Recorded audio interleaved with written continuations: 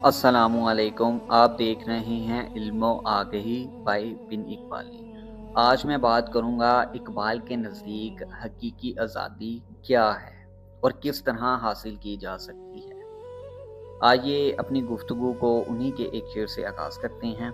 गुलामी में नाकाम आती हैं शमशीरें ना तदबीरें। गुलामी में नाकाम आती हैं शमशीरें ना तदबीरें।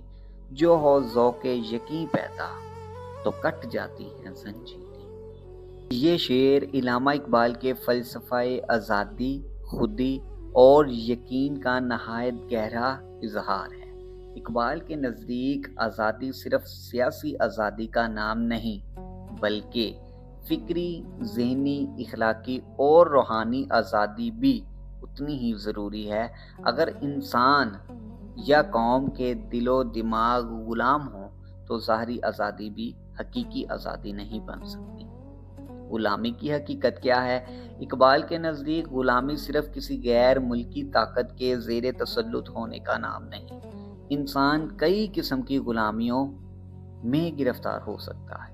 यानी खौफ की ग़ुलामी भी हो सकती है, उसमें दौलत की ग़ुलामी भी हो सकती है, इक़्तिदार की ग़ुलामी, ख्वाहिशात, नफ्स की ग़ुलामी, दूसरों की अंधी तक़लीद की ग़ुलामी वगैरह वगैरह। शमशीरें और तदबीरें क्यों नाकाम हो जाती हैं? इकबाल फरमाते हैं कि अगर किसी कौम के अंदर यकीन, खुद एतमादी और खुदी की कुव्वत मौजूद ना हो तो सिर्फ हथियार, फौज, मंसूबे और सियासी तदबीरें उसे आज़ादी नहीं दिला सकती।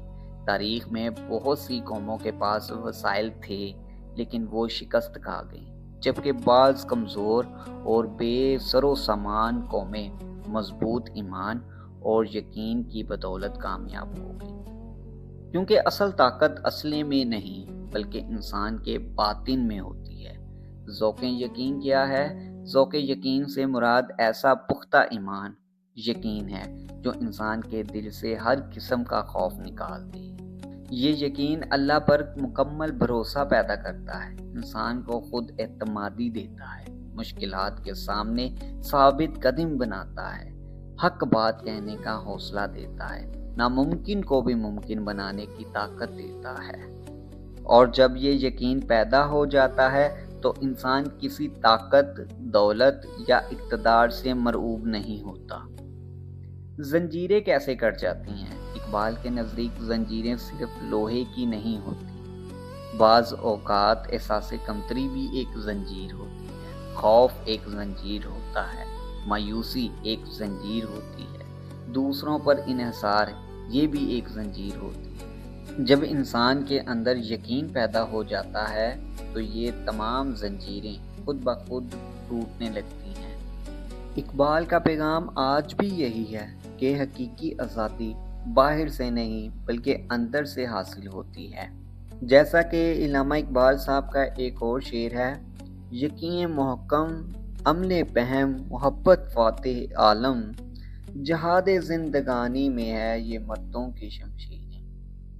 इकबाल इस शेर में कहते हैं कि ज़िंदगी की जंग जीतने के लिए 3 चीज़ें बहुत ज़रूरी हैं। वो कौन कौन सी हैं? सबसे पहले यकीन मुहक्कम, अल्लाह पर मजबूत ईमान और अपने मकसद पर पुख्ता यकीन। दूसरा अमल पहम, मुसलसल मेहनत, जदोजहद और हिम्मत ना हारना। मोहब्बत फ़ातिह आलम से मुराद है अल्लाह, रसूल सल्लल्लाहु अलैहि वसल्लम, इंसानियत और अपने मकसद से सच्ची मोहब्बत।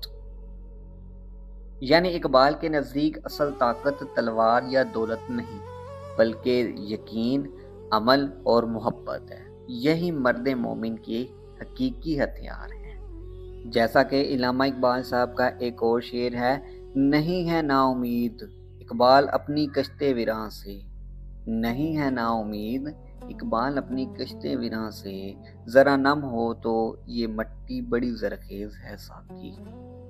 इकबाल उम्मीद, खुद एतमादी और यकीन का दर्स देते हैं इस शेर में भी। वो समझते हैं कि अगर कौम के अंदर ईमान, शऊर और अज़म पैदा हो जाए तो वो दोबारा अज़मत हासिल कर सकती है।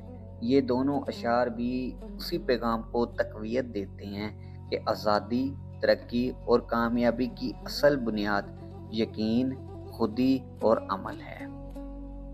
اس شعر میں بھی علامہ اقبال قوم کو امید کا پیغام دیتے ہیں۔ کشتے بنا سے مراد ہے اجڑی ہوئی کھیتی، یعنی ایسی قوم جو کمزور، مایوس، بے عمل اور زوال کا شکار ہو چکی ہو۔ اقبال کہتے ہیں کہ میں اپنی قوم سے نا امید نہیں ہوں۔ اگر اس قوم کے اندر تھوڑی سی نمی پیدا ہو جائے، یعنی ایمان، خودی، یقین، محنت، شعور اور عمل کا جذبہ بیدار ہو جائے تو یہی قوم دوبارہ ترقی کر سکتی ہے۔ یہاں مٹی سے مراد قوم کے افراد ہیں، اور زرخیز ہونے کا مطلب یہ ہے کہ اس قوم میں صلاحیت موجود ہے۔ مسئلہ صلاحیت کی کمی نہیں، بلکہ جذبے، یقین اور عمل کی کمی ہے۔ اگر اس پر میں ان شارٹ بات کروں تو اقبال کا پیغام یہ ہے کہ مومن مشکلات، خوف، ظلم اور غلامی کے سامنے ہار نہیں مانتا۔ اس کے اندر یقین کی ایسی قوت ہوتی ہے کہ وہ حالات کے بجائے اللہ کی مدد پر نظر رکھتا ہے۔ اقبال کے نزدیک عظیم انسان وہ ہے جس کے دل میں یقین محکم ہو، جس کی زندگی عمل فہم سے بھرپور ہو اور جس کا دل محبت سے روشن ہو۔ یہی تین قوتیں انسان کو کامیابی، عزت، قیادت اور روحانی بلندی عطا کرتی ہیں۔ یہ شعر دراصل ایک مکمل ضابطہ حیات ہے جو ہر فرد اور ہر قوم کو ترقی کا راستہ دکھاتا ہے۔